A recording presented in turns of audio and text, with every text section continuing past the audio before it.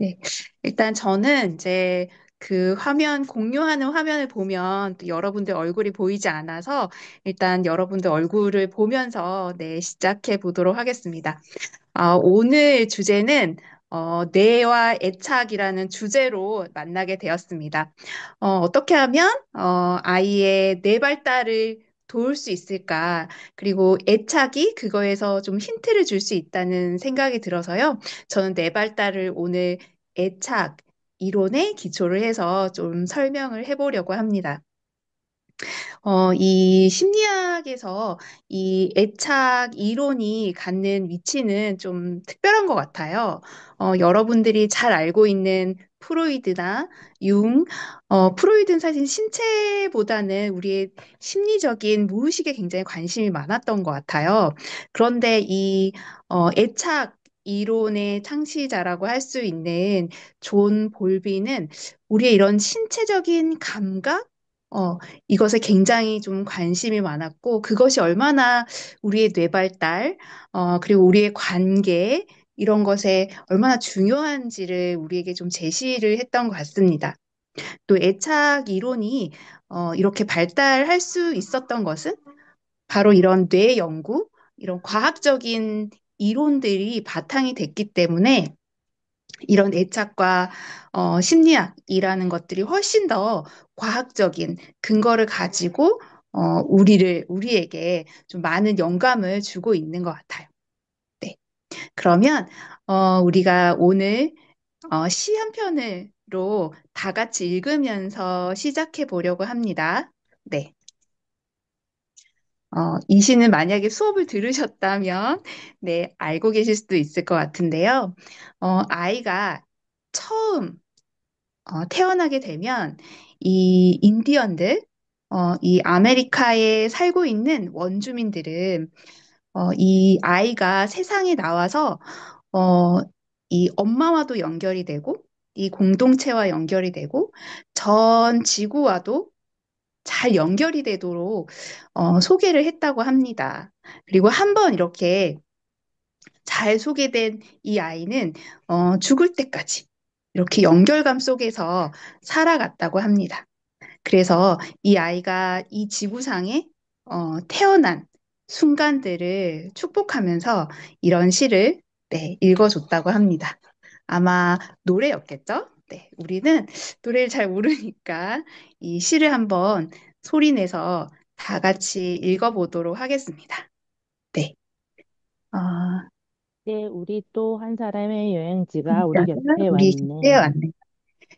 그가 그가 우리와 우리와 함께 우리와 함께 함께 지내는 날들이 지내는 날들이 날들이 웃음으로 웃음으로 웃음으로 가득하기를 가득하기를 하늘의 하늘의 하늘의 하늘의 따뜻한 따뜻한 따뜻한 바람이 바람이 바람이 그의 그의 그의 집 집 집 위로 위로 위로 부드럽게 불기를 부드럽게 부드럽게 불기를 불기에 위대한 위대한 정령이 위대한 정령이 그의 정령이 집에 그의 그의 집에 집에 들어가는 들어가는 들어가는 모든 모든 이들을 이들을 모든 이들을 축복하기를 축복하기를 그의 목하신 그의 그의 목하신 신발이 목하신 신발이 신발이 여기저기 여기저기에 눈 여기저기에 위에 눈 위에 행복한 행복한 행복한 발자국을 발자국을 남기기를. 발자국을 남기기를. 남기기를.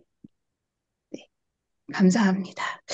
여러분들의 목소리가 이렇게 들리니까 굉장히 연결감이 많이 느껴지는 것 같아요. 네, 감사합니다. 네. 우리 체로키 그 인디안들이 아이가 탄생했을 때 시로 시작해 봤는데, 우리가 이 세상에 탄생했을 때 역시도 우리 모두 엄마 아빠의 우리 가족의 축복 속에서 태어난 존재들인 것 같습니다. 네. 그 다음 장을 한번 넘겨보도록 하겠습니다. 음. 애착과 뇌 발달이 무엇이라고 얘기할 수 있을까? 또 한 가지 메시지를 좀 전달한다면 어떤 메시지일까 제가 고민을 했는데요. 그것은 이제 그 애착이라는 것이 엄마와 아기 사이에 깊은 유대 사랑인 것 같아요. 그래서 이 애착과 뇌 발달은 사랑의 언어 를 가르쳐 주는 것이라는 생각이 들었습니다. 그래서 이 시간이 여러분들에게 좀 사랑의 언어에 대해서, 사랑의 메커니즘이 어떻게 돌아가고 있나, 이 사랑의 연결의 본질은 뭔가에 대한 영감을 조금 얻어가시면 좋을 것 같습니다. 네. 옆에 조그마한 그림이 보이는데요. 이렇게 아이가 이렇게 손가락을 쥐고 있죠. 네. 아이들은 본능적으로 타고날 때부터 이렇게 움켜쥐거나 아니면 이렇게 발을 간지럽히면 발가락을 쫙 편다거나 아니면 몸을 쫙 편다거나 어, 놀라면 몸을 쫙 편다거나 이런 반응들을 하죠. 네. 많이 배우셨을 것 같아요. 네. 모로 반사. 네. 움켜쥐기 반사. 그 다음에 뭐든지 입으로 가져가려고 하는 빨기 반사. 이런 것들을 가지고 태어납니다. 이런 모습은 유인원들도 거의 비슷하게 가지고 있다고 해요. 처음 아기로 태어났을 때의 모습은 사실은 이 유인원들과 별로 다름이 없다는 생각이 듭니다. 그러면 이 움켜쥐거나 혹은 이제 엄마에게 안기기 위해서 몸을 이렇게 쫙 펴거나 입으로 가져가거나 이런 이런 것들은 아기가 배우지 않아도 생득적으로 우리 몸에 타고나는 거예요. 네. 다른 말로 하면 이런 애착 행동은 누가 가르쳐 주지 않은 타고난 본능이라는 거죠. 음. 그리고 양육을 하는 행동 역시도 우리 몸에 이미 가지고 태어난 본능입니다. 그래서 우리는 모두 다 사랑할 수 있는 능력을 가지고 태어난 존재들이다. 이렇게 생각할 수 있을 것 같습니다. 자, 그런데 아이를 키우는 거는 쉽지 않고, 그렇죠? 네. 또 사랑하는 사람과 잘 연결되는 것도 쉽지 않은 일인 것 같아요. 저는 그 이유가 모두 다 사랑할 수 있는 능력을 가지고 태어났지만, 자라오는 과정에서 그런 애착 손상, 또 그런 상처들로 인해서 우리가 사랑할 수 있는 능력들이 손상되는 것 같습니다. 그러면, 어, 애착을 한번 본격적으로 살펴보려고 하는데요. 다음 슬라이드를 한번 넘겨보겠습니다. 음. 애착은 이 존 볼비는 영아와 주 양육자 간의 강한 정서적인 유대라고 얘기를 했습니다. 자, 아까 그 아기가 움켜쥐는 행동, 빠는 행동 모두 다 생존을 하기 위한 동작이라고 얘기를 했잖아요. 어, 다른 말로 얘기하면 이 애착이라는 거는 아이의 생존에 굉장히 필수적으로 필요한 것이다. 그런데 이 정서적인 유대가 애착이라고 했잖아요. 바로 이 아기가 엄마와의 정서적인 유대가 없다면 생존하기가 어렵습니다. 네. 진화에서 인간은 굉장히 특별한 선택을 했어요. 그쵸? 포유류들은 이 부모와의 돌봄이 없으면 생존할 수가 없죠. 그래서 이 아기들은 너무 귀엽잖아요. 그렇게 작은 얼굴에 네, 동글동글한 모습조차도 이 생존에 유리하도록 진화를 했다고 합니다. 네. 자, 그래서 이 엄마의 사랑을 끌어내는 그런 능력이 아이에게는 그냥 갖추어져 있는 거죠. 그래서 이 강한 애착, 정서적인 유대가 어떻게 인간답게, 어떻게 인간을 한 사회 속에서 사랑하고 사랑을 나누고 사회에 함께 할 수 있는 존재로 만드는가. 네. 그것에 대한 이해를 좀 해보려고 합니다. 네, 한 장 더 넘겨볼게요. 어, 이 앨런 슈어는 또 애착을 이렇게 정의했는데요. 애착은 뇌 발달과 정서 조절을 촉진하는 생물학적인 프로세스다. 네, 이렇게 얘기를 했습니다. 네. 이 애착이, 우리가 애착이라면 엄마랑 아기랑 좋은 관계, 이것만 생각하고 있는데, 이거보다는 더 직접적으로, 더 생물학적으로, 더 실제적으로, 뇌라고 하는 물질을 만들어낸다. 이 관계가. 그리고 이 뇌를 만들어내는, 뇌가 우리의 정서를 조절하는 역할을 하고 있거든요. 이 뇌 발달, 정서 조절 발달이 이 엄마와의 애착을 통해서 만들어진다. 라고 정의를 했습니다. 네, 한 장 더 넘겨볼게요. 네. 그럼 이 어린 시절의 애착은 한 번 결정되면 그대로 쭉 가는 걸까요? 네. 쭉 간다고 하면 우리가 이렇게 마음 공부를 할 이유가 없겠죠. 네. 쭉 가지 않습니다. 네. 우리가 애착이라는 것이 어린 시절의 엄마와의 사이에서 결정이 되지만 우리가 중요한 타인하고 각각 다르게 애착 유형이 형성될 수도 있어요. 네. 여기서 차. 네. 아빠와는 이런 회피 애착인데 엄마와는 뭐 안정 애착이고 이런 것들도 충분히 가능합니다. 그리고 어린 시절에 엄마는 뭐 불안형의 애착이었지만 내가 살아오면서 나를 잘 성찰하고 내가 이런 좀 불안한 어린 시절의 경험들이 있구나. 그런데 그것들을 통해서 내가 좀 이렇게 감정에 민감하고 잘 알아차리고 다른 사람하고의 관계에서 이런 선택을 해왔구나. 좀 내가 성숙하기 위해서는 아이와의 좋은 관계를 위해서는 좀 이런 걸 해야 되겠다라고 자기 삶에서 좀 일관된 이런 이야기를 만들어낼 수 있는 성인이 되면 어린 시절의 영향은 덜 받는다고 합니다. 네. 그래서 우리는 좀 애착의 유형을 넘어설 수 있는 그런 잠재력까지도 네, 우리가 타고났다라고 생각하시면 좋을 것 같습니다. 네. 자, 이거를 공부하시지 않으신 분도 있을 것 같아서 잠시 어떤 내용인지 좀 살펴보고 넘어가도록 하겠습니다. 네. 본인의 애착 유형이 좀 어떤 유형이라고 생각이 드시나요? 네.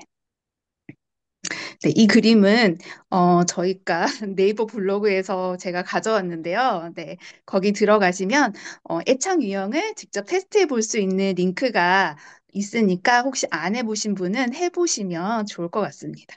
네. 우리가 이제 애착 유형은 엄마와의 좋은 관계를 맺게 되면 그것은 바로 내가 나를 어떻게 볼 것인가를 굉장히 결정을 합니다. 네, 아이는 엄마와 심리적으로 굉장히 밀접하게 붙어 있어요. 그래서 나는 누구지? 나는 어떤 사람이지? 를 판단할 때 엄마의 얼굴을 본다고 합니다. 네. 나를 볼 때마다 사랑하는 엄마가 방긋방긋 웃어주고 잘 반응해주고 그러면 아이는 나 참 괜찮은 사람인가 봐. 나는 괜찮은 존재인가 봐. 이렇게 인식을 한다는 거죠. 음. 그리고 또한 나를 이렇게 잘 대해주는 나의 욕구에 반응해주고 또 내가 부족한 게 있다면 주는 그런 대상을 보고 아, 타인이라고 하는 대상은 그리고 세계라고 하는 대상은 꽤 괜찮은 곳이구나로 경험되게 됩니다. 네. 자, 이런 어린 시절의 애착을 가지고 성장을 하게 되면 방금 이 설명은 안정형 애착에 대한 설명이었는데요. 대인관계도 대체로 원만하고 어, 그리고 자신감도 있고 또 두려움이나 실패에 있는 그런 상황에서도 자신의 감정을 잘 다스릴 수 있게 됩니다. 네. 자, 그런데요, 또 다른 애착의 유형, 전 세계적으로 연구를 하면 한 3분의 2 정도는 안정형 애착으로 나온다고 합니다. 네. 자, 그런데요, 한 10 몇 프로 정도의 유형은 회피형으로 나온다고 합니다. 이 회피형의 아동과 엄마의 관계는 아기가 어떤 요구적인 반응을 했을 때 아기가 불안해서 엄마한테 이렇게 매달리거나 어, 때를 쓰거나 이럴 때 아이의 욕구에 좀 무관심한 아이의 고통에 좀 무관심한 부모의 태도를 이제 아이가 경험하게 되면 회피형이 되는데요. 아이가 아무리 이제 자기의 이런 요구를 해도 엄마가 무심해요. 어, 그러면 내가 어떨까요? 어, 고통스럽겠죠. 음. 나의 요구가 늘 거절되면 이렇게 뭘 이렇게 엄마의 반응에 내가 신경 써서 뭐 해? 내가 이렇게 해도 전혀 나가 돌봄받지 못하네. 그래서 자신의 이런 애착 행동을 점점 점점 줄이게 됩니다. 그래서 상대방하고도 약간 거리감을 두게 되고요. 더 나아가서는 자기와의 이런 연결감도 약해져요. 내 감정도 잘 알아차리기 어렵고 내 감정도 잘 표현하지 않습니다. 약간 요즘에 유행하는 MBTI T 같은 유형에 해당할 수도 있을 것 같아요. 네. 자, 그래서 이런 회피형이 성장을 하게 되면요, 어, 나는 괜찮아. 이런 관계에 좀 집착하지 않고 타인의 감정에도 좀 이렇게 잘 공감하기 어려운 특징을 가지고요. 또 이렇게 안달복달해도 상대방에게서 원하는 것을 얻지 못하기 때문에 굉장히 회피적인 유형이 됩니다. 또, 그 다음은 불안형인데요. 이것도 한 10에서 20% 정도 차지하고 있다고 합니다. 자, 이 불안형, 이제 양가형이라고도 얘기하는데, 엄마와의 욕구에서 양가적인 이런 감정을 느끼는 거예요. 엄마가 늘 다른 반응을 하는 거죠. 어떨 때는 아이의 이런 반응에 민감하게 들어줬다가 어떨 때는 무심하고 또 어떨 때는 엄마의 요구에 의해서 아이는 필요하지 않은 이런 애착 행동을 한다거나 그렇게 됐을 때 이 아이는 언제 엄마가 원하는 내가 필요한 엄마의 사랑을 받을 수 있는지 알지 못하기 때문에 굉장히 좀 불안합니다. 자, 그래서 엄마가 어, 엄마로부터 떨어지게 되는 건 굉장히 고통스러운 일이잖아요. 그런데 이 불안형들은 그 고통을 더 많이 느낍니다. 네. 우리가 편도체라고 들어보셨나요? 조금 있다가 그림을 보게 될 텐데요. 우리 뇌 안에 여러분의 여기 그 축두엽 안쪽에 뇌 가운데쯤에 보면 편도체라는 것이 있어요. 어, 이 편도체는 우리의 고통스러운 감정, 두렵거나 무섭거나 공포스럽거나 이런 반응에 굉장히 민감하게 반응하는 뇌 부위예요. 자, 그래서 이 불안형들은 이 측두엽이 굉장히 좀 활성화가 되어 있어서 작은 자극에도 이런 불안이 잘 활성화됩니다. 그리고 좀 엄마가 안아줬을 때 잘 진정이 되지 않는 특징들이 있어요. 네. 그래서 때도 많고 요구도 많고 이런 관계에 많은 에너지를 쓰게 됩니다. 자, 이래서 이 양가형의 아기들이 어른으로 성장하게 되면 바로 불안형이 되는 것입니다. 그래서 관계에 좀 많이 집착하거나 혹은 내가 나를 잃어버리고 상대에게 많이 맞추고 있다. 그런 불안형의 가능성이 굉장히 많습니다. 또 마지막 이 칸에 혼란형이 있는데요. 어, 이 경우는 흔하지는 않지만 이런 회피형과 불안형을 다 가지고 있는 경우에. 자, 이것은 이제 엄마나 양육자가 극심한 이런 스트레스 상황에서 아이에게 위협적으로 군다거나, 네, 아이의 안전을 해치는 아이가 굉장히 두려움과 공포를 느끼면 이 세 가지 유형 어느 곳에도 속하지 않는 유형에 보이는 특징이 있습니다. 네.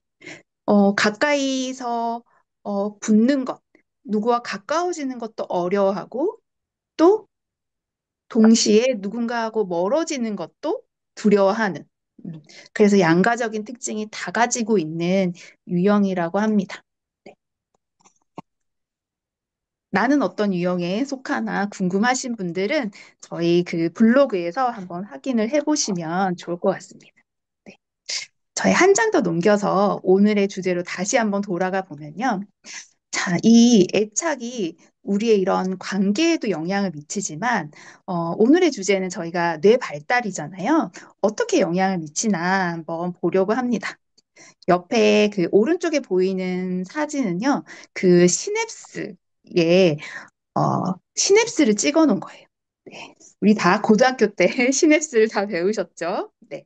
시냅스는 우리의 이런 뇌가 이런 전기 신호로 이루어지고 있어요.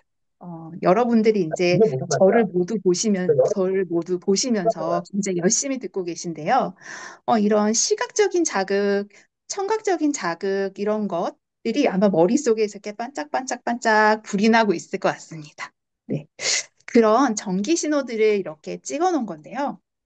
그 아이가 처음 태어났을 때 이런 신호를 보면 그 이런 시냅스들이 되게 띄엄띄엄 있고 연결도 잘 안 돼 있는 게 보이시죠? 네. 처음 태어났을 때는 이 뇌신경이 채 발달하지 않은 채로 태어납니다. 한 20% 정도만 그 뇌가 발달된 채로 태어난다고 합니다. 이제 인간이, 이제 모든 생물종에 비해서 가장, 두뇌가 발달한, 네, 그런 종족이죠. 같은 유인원을 보더라도, 굉장히 뇌가 발달해 있습니다. 어, 근데 그것이 가능하게 했던 것은 바로 불완전하게 태어났기 때문이에요. 네. 우리가 그 송아지 보면은 바로 일어나서 바로 뛸 수 있죠. 네. 이렇게 위험한 사자를 피하기 위해서 이렇게 소는 바로 일어나서 바로 도망갈 수 있어야지만 자신의 생존을 지킬 수 있어요.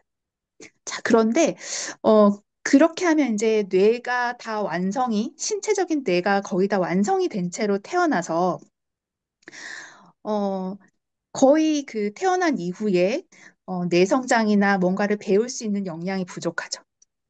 그런데 인간은 뇌가 20%만 발달이 있어서 그 나머지 80%는 그 이후에 어떤 양육 과정을 거쳤느냐에 따라서 이 사람의 지능, 그다음에 신체적인 능력, 정서 조절 능력, 내 언어 능력이 다 발달이 된다는 거예요. 어, 그래서 이 불완전을 선택했기 때문에 인간은 더 많은 성취를 이룰 수 있게 된 거죠. 그래서 우리의 불완전은 축복이다. 네. 그렇게 얘기해 볼 수 있을 것 같습니다. 두 번째 사진을 보면요. 굉장히 시냅스가 촘촘하게 연결된 것이 보이시죠? 네. 어, 0세부터 6세 사이에 뇌가 폭발적으로 네, 성장한다고 합니다. 거의 12살 정도 되면요. 12살의 아이의 뇌 용량과 성인의 뇌 용량이 거의 비슷해져요. 그만큼 그 아이가 접하는 이런 자극에 따라서 이 뇌 발달이 굉장히 달라지게 돼요. 네. 또 하나 14세가 되면요. 이 6세보다 오히려 시냅스가 줄어들게 되죠. 네. 굉장히 신기한 발달하면 발달할수록 더 많은 이제 시냅스가 발달할 것 같은데 그렇지 않고 줄어든다고 합니다. 네. 줄어드는 이유는요. 너무 많은 시냅스가 있으면 네, 불필요한 많은 정보가 들어오기 때문에 일명 가지치기를 하게 됩니다. 네. 어떤 정보들은 많이 경험하지 않은 정보들은 사라져요. 네. 우리 아까 그 회피 애착을 얘기했을 때,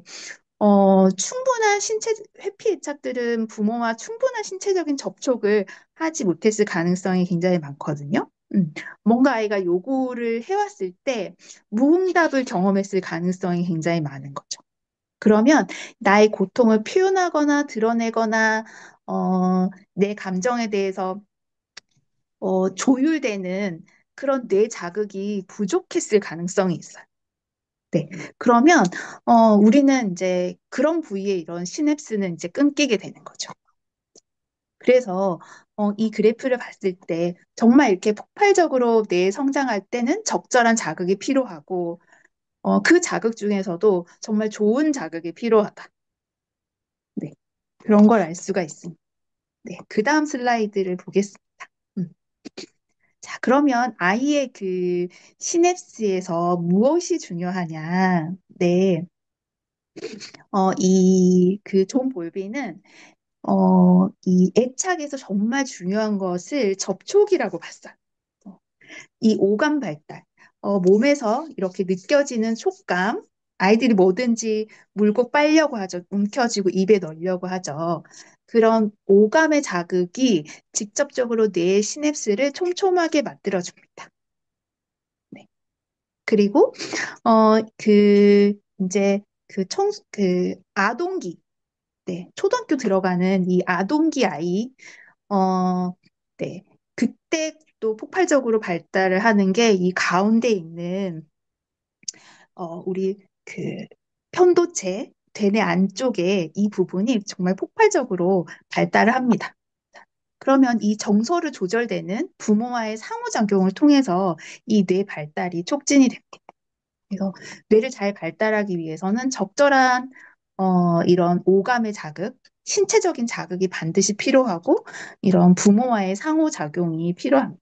이 아이가 엄마가 이렇게 아이의 이런 안고 이렇게 쓰담쓰담 하는 동안 우리 이렇게 시냅스들이 이렇게 폭발적으로 성장을 하고 있다. 네. 한 장 더 넘겨보도록 하겠습니다. 네. 여기에 보면 이제 우리의 뇌 사진을 볼 수 있는데요. 이런 아이의 뇌에서 여기 오른쪽에 보이는 게 전두엽, 전두엽이라고 하는데요. 여러분 앞 이마, 네, 앞 이마가 있는 곳이 여기 전두엽입니다. 네, 한번 만져볼까요? 나의 전두엽. 자, 전두엽 어떤 역할을 하는지 혹시 아시나요?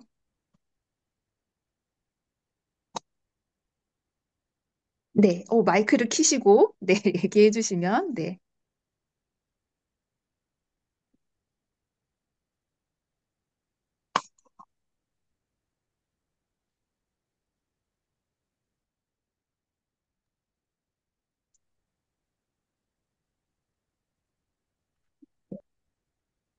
네, 제가 얘기할게요. 소리 잘 들리시죠? 네. 네, 전두엽, 인간의 전두엽은, 어, 판단하고, 계획하고, 평가하고, 이런 이성적인 역할을 합니다. 네, 이 전두엽은요, 우리의 감정을 조절하는 데도 굉장히 필요하고요. 음, 그리고 우리가 어떤 현실적인 일들을 잘 처리하는 데도 필요하고, 네, 그다음에 우리가 뭔가를 배우는데도 굉장히 많이 필요한, 네, 영역입니다. 자, 이 전두엽이 혹시 몇 살쯤에 완성되는지 아시나요? 네, 거의 한, 네, 찍어볼까요?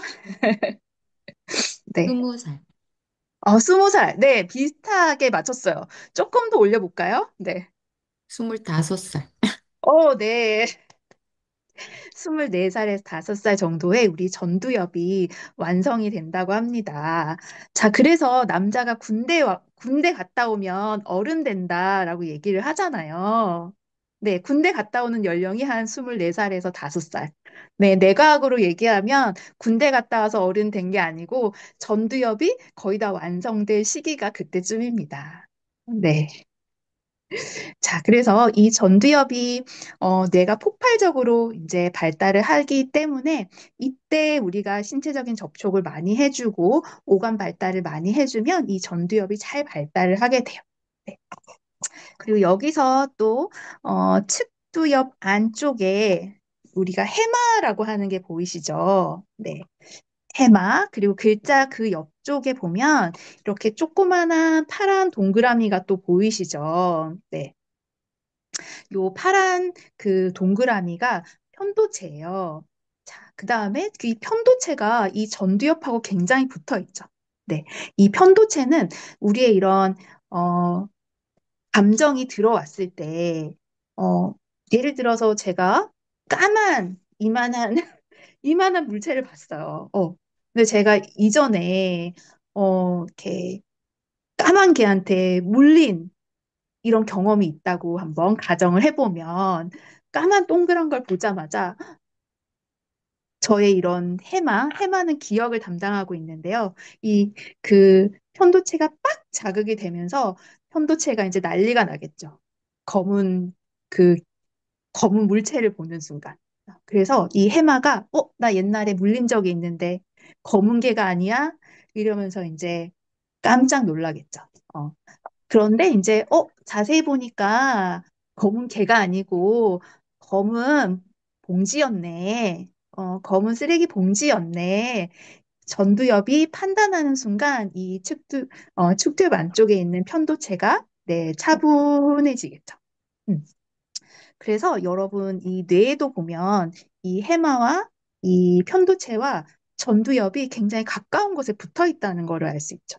이 모양만 봐도 감정과 전두엽과 이 기억은 굉장히 연관성이 많다는 것을 모양만 봐도 알 수 있어요. 그런데 우리가 우리 아이들이 감정을 잘 조절하기를 바라잖아요. 네, 자기가 알아서 이거는 하면 안 되는 행동인가 아닌가 잘 판단을 했으면 좋겠고, 이렇게 화가 나서 막 이렇게 하기보다는 친구한테 이렇게 하면 안 돼라는 것들을 잘 전두엽이 판단해주는 그런 아이이기를 원하잖아요. 자, 그럼 그렇게 되기 위해서는 전두엽 발달도 굉장히 중요하지만 또 동시에 이 편도체를 안정화시키는 능력이 굉장히 필요합니다. 네. 이 편도체와 이 전두엽은 네, 이렇게 시소를 항상 타고 있어요. 네. 그래서 우리의 이런 공포 반응이 너무 크면 뇌가 안 돌아갑니다. 네.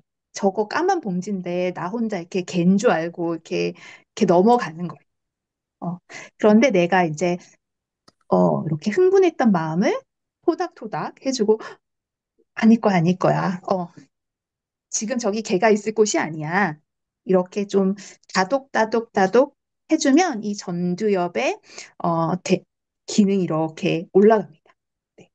그래서, 우리가 정서를 잘 조절을 하기 위해서는 우리의 이런 편도체를 좀 안정화시킬 수 있는 것들이 좀 필요합니다. 네, 그 다음 슬라이드를 한번 보겠습니다. 그런데 이런 적절한 자극이 없다면 또 적절한 부모의 이런 그루밍, 터치가 없다면 어떻게 될까요?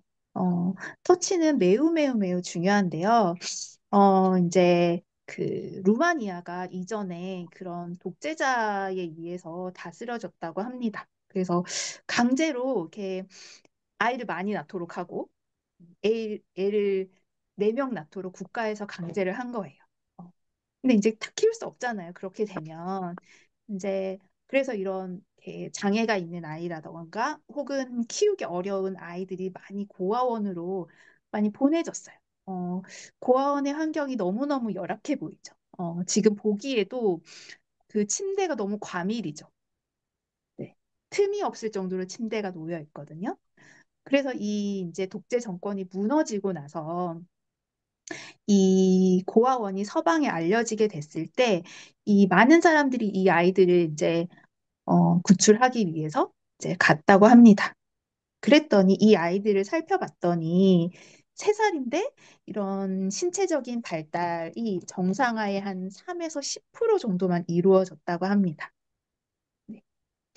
이 존 볼비가 이 애착 이론을 발표하게 된 계기도 이 전쟁 이후에 지어졌던 고아원의 원장으로 가면서 고아원에 이제 연구자로 가면서 이 아이가 먹을 거를 제대로 줘도 이런 정서적인 돌봄, 신체적인 접촉이 없으면 이 뇌 발달이 이루어지지 않는다. 아이가 굉장히 빠른 그 사망률을 이른 사망률을 보인다는 것들을 발견을 한 것이 또 이 애착 이론 연구의 거의 시작이었다고 할 수 있을 것 같습니다.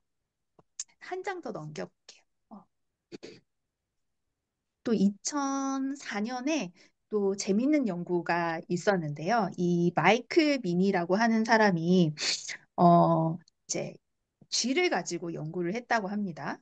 쥐를 가지고 연구를 했는데 이 두 그룹이 있었던 거예요.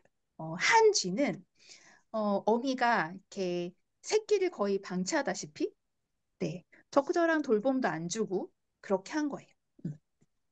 그랬을 때 이 그런 엄마에게 자란 쥐들은 이렇게 다 자란 이후에도 굉장한 불안을 많이 보인다는 것을 이제 발견을 했습니다. 네. 이 사람은 이제 신경생물학자이고 또 같은 연구자가 유전학자였는데 이 연구는 바로 후생유전학의 연구였거든요. 그래서 이 경험이 이런 DNA의 기록을 바꾸는 거예요. 음. 이 원래 모든 존재들은 불안하잖아요. 그렇죠? 작고 열이기 때문에 불안해요. 근데 그 불안을 달래주거나 돌봐주는 돌봄이 없으면 그게 기록에 남아서 DNA 기록에 남아서 그냥 불안한 사람이 되는 거예요. 불안한 쥐가 됐던 거죠. 이 쥐는. 또 반대로 이제 이 쥐 실험에서 어떤 쥐들은 새끼가 이렇게 불안해했을 때마다 엄청 그루밍을 많이 해줬다고 해요. 네, 일명 물고 빨고 이렇게 했더니 이 그 새끼 쥐의 이런 유전자 발현, 이 불안의 유전자 발현을 낮춰줬다고 합니다. 그리고 이 새끼 쥐의 이런 스트레스 반응이 줄어들었다고 해요. 아까 우리 애착은 고정되지 않았다, 바뀔 수 있다, 이렇게 말씀드렸는데요. 거기에서 굉장히 중요한 포인트가 그루밍, 네, 접촉입니다. 네, 우리는 성인이 돼서도요, 여전히 접촉이 필요합니다. 네, 신체적인 접촉이 아니라 할지라도 언어적인 접촉. 너 그래서 좀 그런 상황에서 좀 힘들었겠다. 야, 너 요즘에 어떠니? 다 이런 게 다 신체적인 저는 접촉이라고 생각이 들거든요. 물론 이제 육체적인 접촉 필요 없다는 게 아니라 당연히 필요하지만 이런 접촉의 방식이 더 다양해지는 거죠. 그런 걸 통해서 우리가 불안의 유전자가 굉장히 높다 하더라도 우리는 그것을 어, 후천적인 접촉에 의해서 유전자를 다시 바꿀 수 있다. 네, 그 얘기를 드리고 싶습니다. 네. 이쯤 되면 집에 계신 우리 가족을 한번 꼭 안아줘야 되겠다, 이런 생각이 좀 드시죠? 네. 네. 반대로 여러분들이 좀 불안할 때 이런 접촉을 통해서 여러분의 불안을 조절하는 것도 가능합니다. 네, 한 장 더 넘겨보겠습니다. 그러면 스트레스는 어떻게 조절이 되는 걸까? 접촉으로. 자, 엄마가 이렇게 아이를 안고 있는 동안요. 자, 이 여러분, 그 편도체 위쪽에, 여기 파란 점 위쪽에, 어, 그 시상하부라는 곳이 있어요. 여러분 뇌 거의 가운데쯤에 있습니다. 측두엽 쪽에 있어요. 네. 거기서 이런 접촉을 하게 되면요. 옥시토신이 나옵니다. 네. 또 임신과 출산을 하신 분들은 많이 들어보셨을 거예요. 옥시토신. 네. 이 엄마의 이런, 그 옥시토신은 바로 사랑의 호르몬인데요. 아이에게 양육 행동을 하게 만듭니다. 네. 아이에게 옥시토신이 나오면 젖도 돌고요. 아이를 돌보는 행동도 더 많이 하게 됩니다. 네. 그리고요, 성인도 이렇게 접촉을 하게 되면, 네, 옥시토신이 분비되고요. 아이에게도 이 옥시토신이 분비가 됩니다. 그리고, 높은 스트레스 상황에 처하면 이 코르티졸이 나오게 되는데, 우리가 양육을 하는 행동은 굉장한, 어, 노력이 많이 드는 힘든 일이죠. 자, 그래서, 양육을 할 때도 그렇고, 이런 일상에서의 이런 스트레스 반응들이 굉장히 많이 나오는데, 이 옥시토신이 나오면 이 코르티졸을 줄여주는 효과가 있습니다. 네. 그래서 이 아이가 스트레스 반응이 보일 때, 이 코르티졸이 많이 분비가 됐을 때, 우린 접촉을 통해서 그걸 좀 조절해 줄 수 있습니다. 한 장 더 넘겨보겠습니다. 네. 아까 얘기했던 그 이제 편도체, 빨간 점이 편도체고 파란색이 해마예요, 해마. 네. 그다음에 전전두엽 피질이 바로 옆에 붙어 있죠. 네. 편도체를 따라서 해마를 따라서 한 바퀴를 돌아서 전두엽에 정보가 이렇게 전달이 됩니다. 그리고 이거 갠 것 같아 하는 순간 그 까만색을 시상에서 보고 나면 시상하부에서 코르티졸이 팍 분비가 돼요. 자, 그럴 때 아까 무엇이 도움이 된다? 접촉이 도움이 된다고 했죠. 그러면 야, 괜찮아, 괜찮아, 진정해, 진정해. 도닥도닥 도닥도닥 해줘서 이 편도체 기능을 좀 낮춰줘야지. 편도체의 활성화를 좀 낮춰주면 이 시상에 비해서 우리의 이제 옥시토신이 이렇게 분비되면서 이 전점두엽 피질이 제 기능을 하게 돼요. 네. 그래서 여러분이 좀 흥분 상태에 있다, 아이가 좀 흥분 상태에 있다 했을 때, 얘가 지금 편도체가 활성화되어 있군. 네, 지금 편도체에 빨간불이 반짝반짝 들어왔군. 네, 이렇게 볼 수 있겠죠. 네. 자, 그러면 이쯤에서 또 질문을 해볼 수 있을 것 같습니다.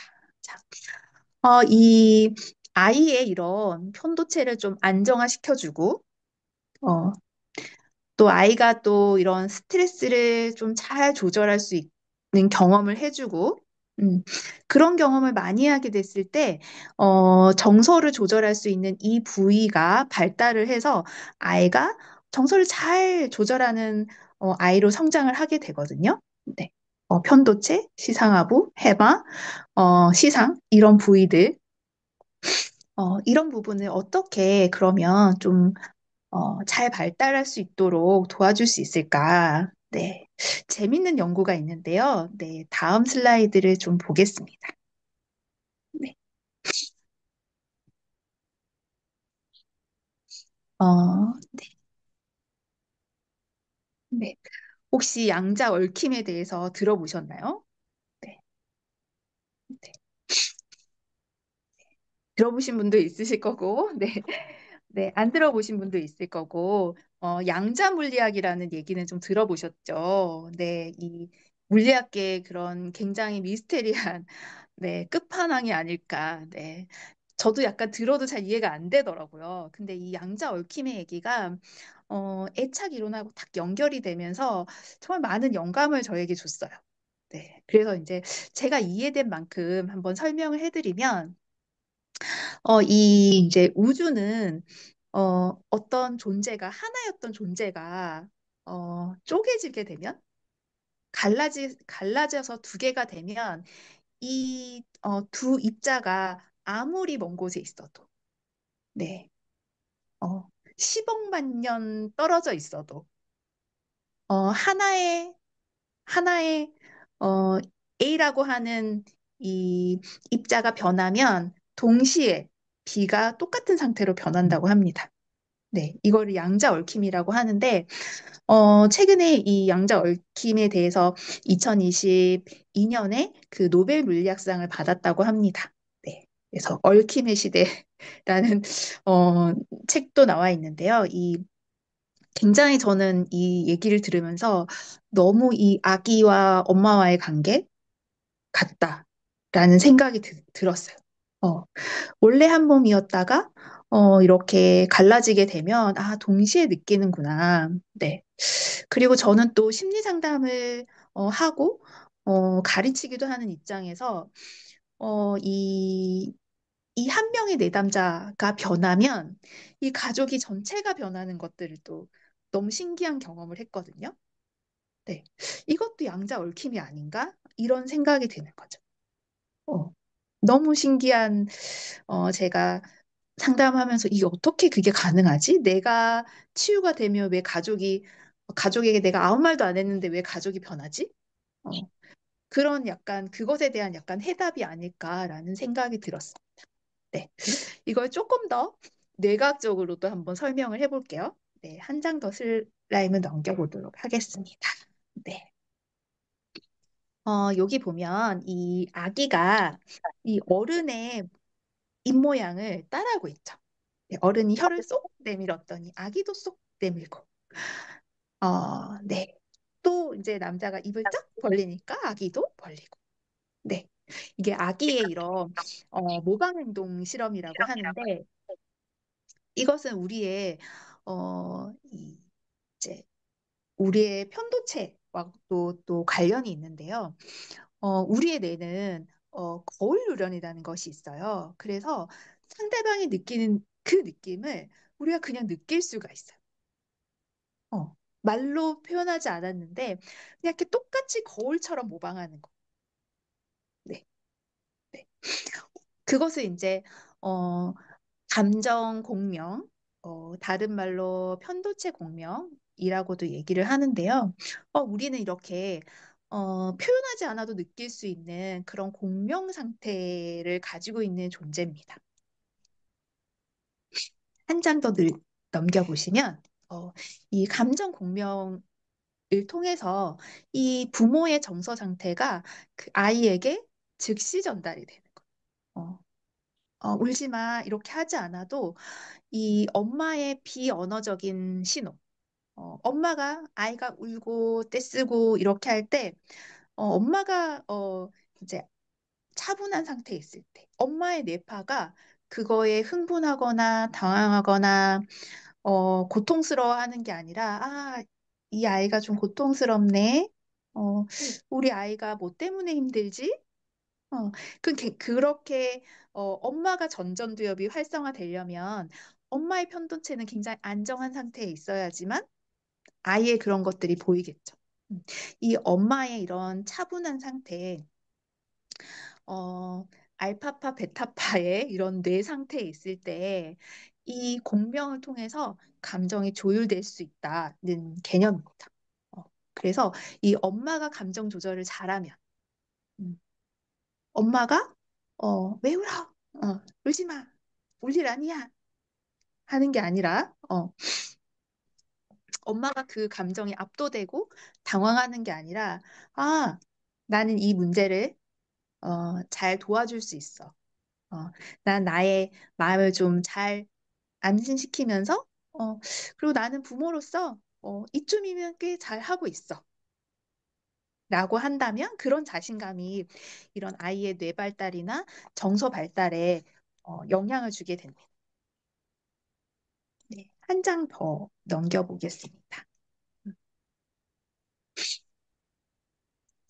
그래서 우리가 아이를 사랑할 수 있는 능력이 있지만 또 엄마와 좋은 관계를 맺을 수 있는 능력이 타고났지만 우리는 늘 관계에서 상처받잖아요. 그쵸? 네.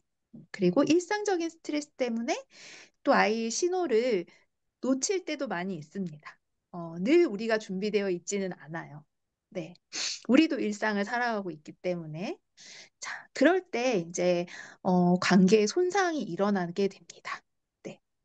그런데 중요한 건, 어, 관계의 손상을 경험했다는 그 경험보다 애착에서는 더 중요한 것은 그 경험을 어떻게 회복했느냐. 이것이 이 애착 형성의 가장 핵심이라고 할 수 있어요. 네. 우리 관계는 늘 조율이 실패할 수밖에 없습니다. 자, 그럴 때, 어, 내가 회복하려고 먼저 다가가는 것. 내가 먼저 회복하려고 시도하는 것. 자, 그렇게 됐을 때 우리는 아이와 상호 조율이 일어나게 됩니다. 네.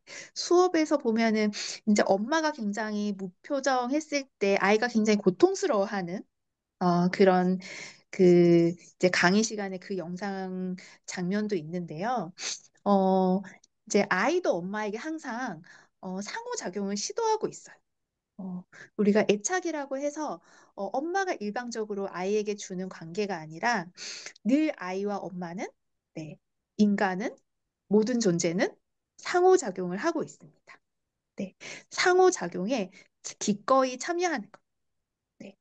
관계에서 단절이 일어났을 때, 고통스러울 때, 아이가 내 말에 상처받았을 때, 혹은 나는 그런 의도가 아니지만, 이제 상대방이 오해해서 내가 마음에 상처를 입었을 때, 자, 이런 모든 순간에, 우리는 이런 회복 과정을 통해서 어, 애착이 치유되고, 더 공고해지고, 애착이 더 깊어지게 됩니다. 한 장 더 넘겨보겠습니다. 혹시 쉬고 할까요? 아니면은 좀 빨리 끝내고 질문을 많이 받을까요? 쭉 하시고 질문을 받으시는 게 좋지 않을까요? 네, 좋습니다. 네. 네. 그러면 이제 계속 이제 슬라이드를 한번 보도록 하겠습니다. 한 장 더 넘겼죠? 네. 그래서 우리는 모두, 아까 우리 뇌 안에서도 시소를 타고 있다고, 이 편도체와 이 전전두엽이 시소를 타고 있다. 그것은 바로 우리의 이런 안정갈 수 있는 이런 것들이 상호 조율을 하고 있는 중이에요. 그리고 우리를 기쁘게 하는 이 코르티졸, 행복감을 느끼게 하는 스트레스 호르몬인 이 코르티졸과 또 옥시토신, 이런 호르몬들이 끊임없이, 네, 끊임없이 서로 상호작용을 하면서 조율을 하고 있습니다.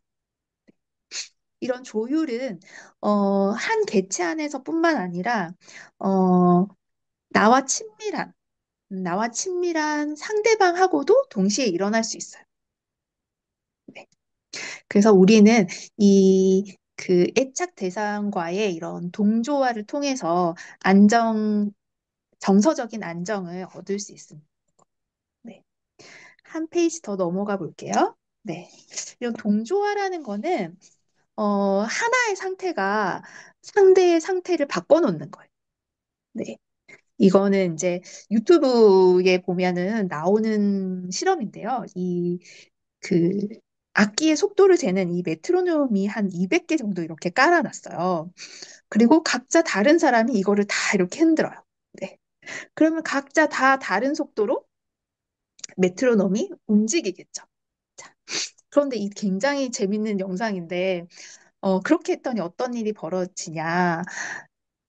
하나씩 하나씩, 이렇게 같은 박자로 이렇게 가더니, 이게 몇 분 안 지나서 200개가 모두 다 같은 속도로 같은 위치로 움직였어요. 네, 너무 신기해요, 보면. 네. 이런 파동이, 이제 여러분, 이제 그 물결도 양쪽에서 이렇게 돌멩이를 탁 떨어뜨리면 파동이 따로따로 일어나다가 나중에 파동이 하나가 되죠. 네. 이 메트로놈 실험도 마찬가지예요. 각자의 파동들이 있다가 가까이 있는 이 메트로놈들이 서로에게 영향을 미쳐서 단 하나의 리듬으로 움직이기 시작하는 거예요. 자, 이 리듬은 항상 약한 리듬이 강한 리듬에 맞춰져요. 네. 반대로 얘기하면 우리가 이런 안정적이고 듬직하고 강한 리듬으로 있다면 아이의 불안정한 리듬은 거기에 맞춰진다. 네, 한 장 더 넘겨보겠습니다. 네. 그러면 나의 이 뇌파, 나의 파동, 나의 이 편도체와 전전두엽을 어떻게 하면 좀 안정시킬 수 있을까? 네, 여기서 한번 꿀팁을 네, 풀어보도록 하겠습니다. 네. 사실은 이제 제가 이 애착과 심리치료 강의를 하면서 굉장히 좀 보람되기도 하고, 좀 기쁘기도 하고, 그런 좀 보람을 느끼는 순간은 그런 것 같아요.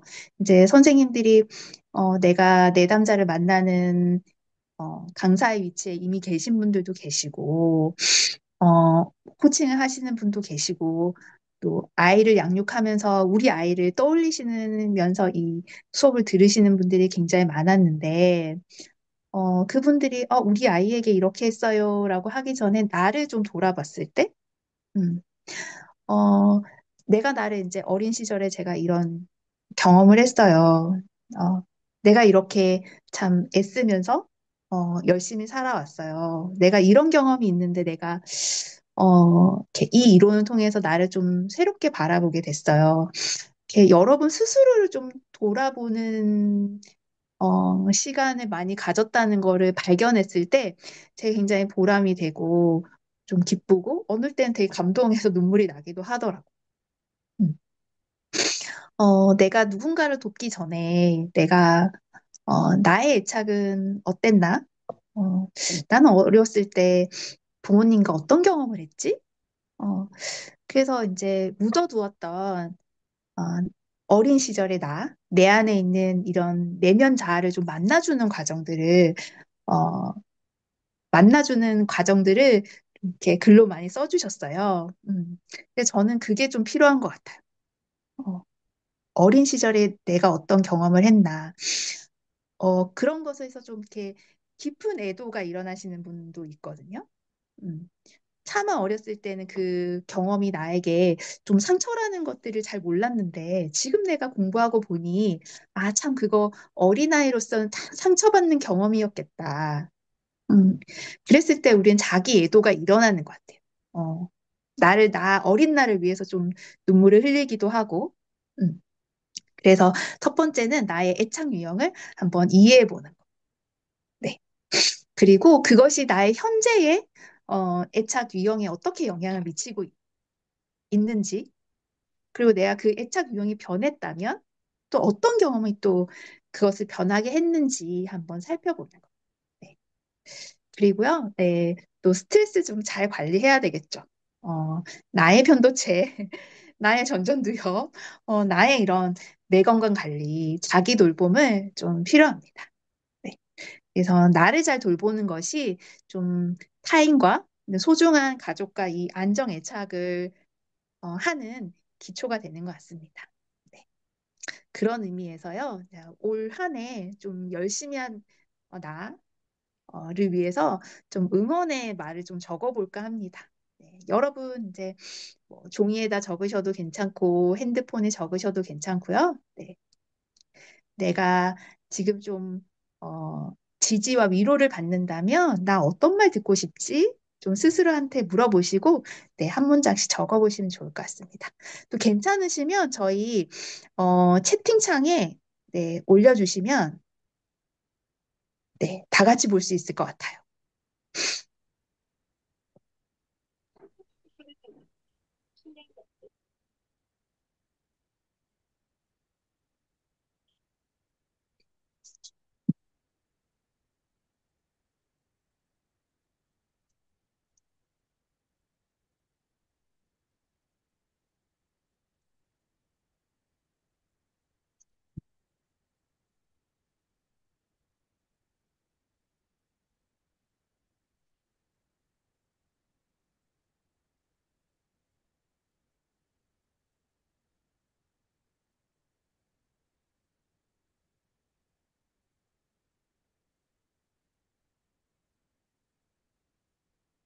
잘하고 있어. 잘하고 있다. 네. 저도 미리 네, 적어왔는데요. 네. 올해도 애썼어. 너의 삶을 응원해. 네. 저는 이렇게 적어봤습니다.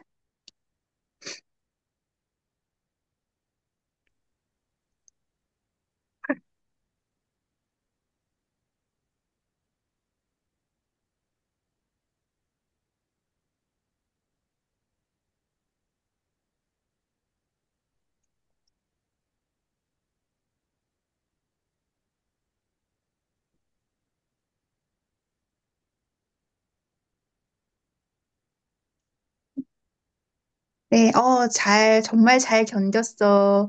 기특하고 대견해. 네.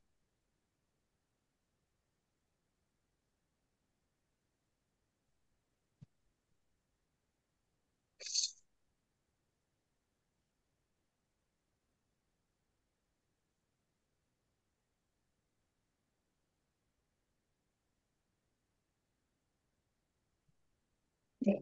충분히 잘하고 있어. 함께 할 수 있어서 감사해. 네, 감사합니다.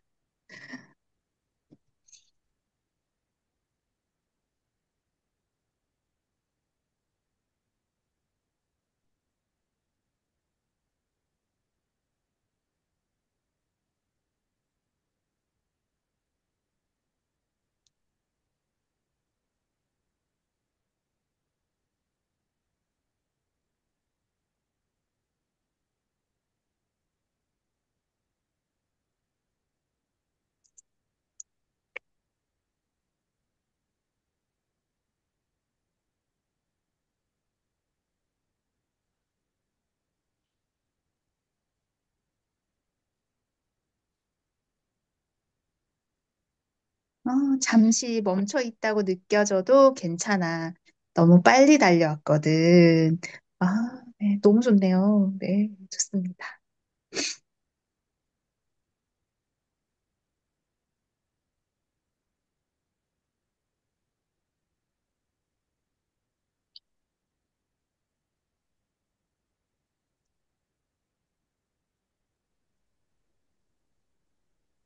교수님 위에도 하나 있습니다. 네, 제가 놓친 게 있나요? 네. 올 한 해 건강이 나빠져서 놀랐지. 그래도 낙담하지 않고 회복하려고 엄청 노력하고 있어서 멋져. 네. 네. 저희 그러면 이제 마이크를 모두 켜고 음, 큰 목소리로 한번 읽어보면 좋을 것 같아요. 각자의 것을. 네. 이름을 부르면서 네. 땡땡아, 미진아, 네. 미경아. 네. 그러면 제가 하나, 둘, 셋 할 테니까 네. 우리 다 아무도 안 듣고 내 목소리 내가 제일 크게 들으니까 네. 시작해 보겠습니다. 자, 마이크 한번 다 켜주시고요. 자, 하나, 둘, 셋. 미진아, 형이야, 잘하고 정말 잘 있어. 올 견뎠어. 한해도 잘 기특하고 대견해. 썼어. 너의 감사해요. 훌륭하고 삶을 멋있어. 응원해.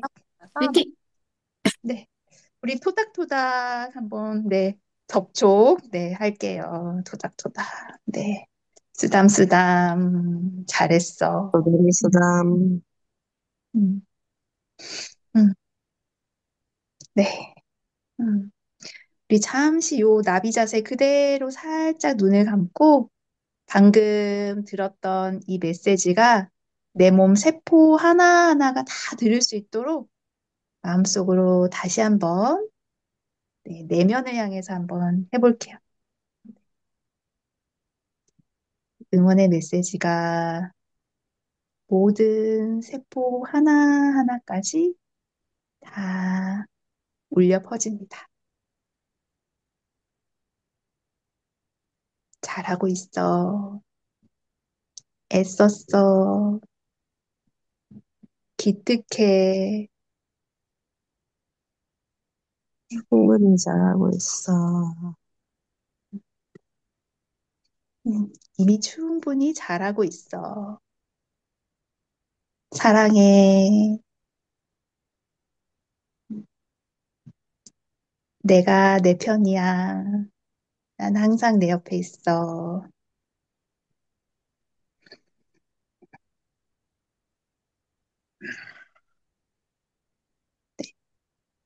눈을 감은 채로 손을 한번 따뜻하게 비벼보겠습니다. 네. 그리고 눈 위에 살며시 얹어주시고요. 네. 눈 두덩이도 살며시 눌러보겠습니다.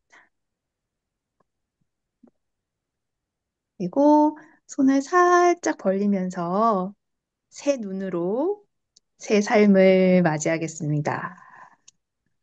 네. 네. 네, 좋습니다. 네, 얼굴이 해지셨어요. 네. 네. 소감은 저희 한꺼번에 듣도록 하고, 이제 PPT가 몇 장 남지 않아서, 네, 바로 뒤로 넘어가도록 하겠습니다. 네. 또 다른 꿀팁. 네. 애착 중심의 육아를 위한 꿀팁. 네.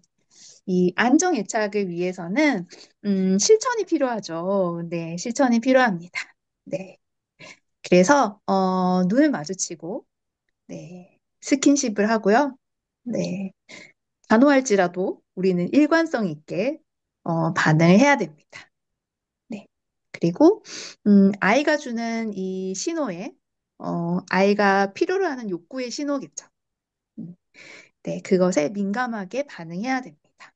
어, 그래서 아이가 나는 혼자라고 느끼지 않도록 엄마와 연결되어 있다고 느낄 수 있도록 음, 내가 위험하고 두려울 때 내 등 뒤에 엄마가 있다고 느껴야지만 아이는 세상을 향해서 나아갈 수 있겠죠. 네. 그래서 이 안정의 타입을 위한 꿀팁, 네, 알려드렸습니다. 네.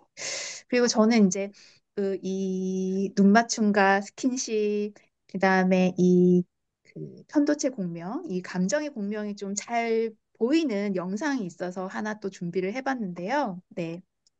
한 페이지 더 넘겨보시면 이 영상이 나온 지는 좀 됐어요. 이 야노시노와 사랑이의 영상인데 어, 이제 보시면서 이미 이제 사랑이가 다 커가지고 다시 나오고 있더라고요. 네, 네. 그 어렸을 때의 모습인데요. 장면은 어떤 장면이냐면 이제 그 네일 아트를 이제 하고 싶어가지고 이제 아이린이란 그 어른이죠. 이렇게 하고 싶었는데 다른 친구도 막 이렇게 아이린이 해주니까 속상한 거예요. 네, 그래서 이제 아무랑도 안 놀아. 난 화났어. 이렇게 나 삐졌어. 알아줘. 약간 이러고 있는 모습의 장면이에요. 자, 그럴 때 한번 말의 내용보다는 이 아까 얘기했던 그 공명이 아이한테 좀 어떻게 전달되고 있지? 어, 아이가 엄마의 이런 상태는 어떻지?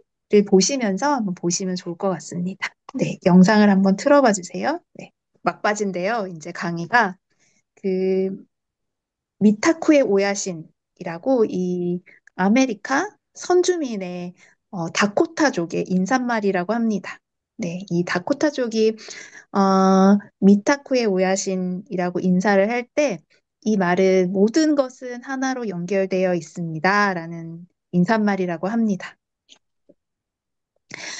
이 엄마가 이 아이를 잘 양육하기 위해서 또 우리 모두가 각자가 이런 스트레스를 잘 관리하고 정말 이렇게 우리 모두가 좀 이렇게 안전하고 행복하게 느끼기 위해서는 안전하고 연결된 환경이 필요한 것 같아요. 어, 자, 그래서 이 인사말을 넣는데요. 네, 우리는 모두 다 연결되어 있다고 느끼는 시간이 필요한 것 같아요. 네, 이 잠시 이제 화면을 네, 화면 속에 이제 각자를 바라보시면서 어, 모든 것은 하나로 연결되어 있습니다. 네, 네. 우리는 이렇게 힘든 가정에서도 우리는 혼자가 아니고 음, 모두 다 이렇게 삶의 어려움을 헤쳐나가고 있고 음, 그런 면에서 당신을 응원합니다 하는 눈빛으로 네, 서로를 바라보면서 이 인사를 한번 해보겠습니다. 네, 아까는 나를 위해서 이렇게 응원의 메시지 주셨다면 이제는 모두를 위해서 네, 눈으로는 그렇게 해주시고요. 네, 인사말은 미타쿠에 오야신 하겠습니다. 자, 하나, 둘, 셋. 미타쿠야 미타쿠에 오야신. 오야시. 네, 네. 네, 감사합니다. 네, 오늘 이제 이 강의를 마무리를 하려고 하는데요. 오늘 강의가 좀 우리에게 좀 사랑의 유전자, 또 사랑의 호르몬, 어, 우리의 이미 가지고 있는 능력을 이제 확신하시고, 그리고 난 이미 잘하고 있어. 이 정도는 잘하고 있어. 네. 자기 돌봄을 좀 하시고, 또 이렇게 모여있는 우리가 좀 연결되는 시간이었으면 하는 바람이었습니다. 네.